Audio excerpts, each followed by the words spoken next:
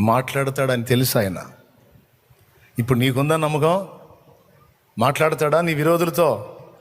మాట్లాడతాడా నిన్ను ఏడిపించే వాళ్ళతో? మాట్లాడతాడా నిన్ను బాధించే వాళ్ళతో? చెప్పు గట్టి. మాట్లాడతాడా నీ పరిస్థితులతో? మాట్లాడతాడా నీ రోగంతో? మాట్లాడతాడా నీ సమస్యలతో?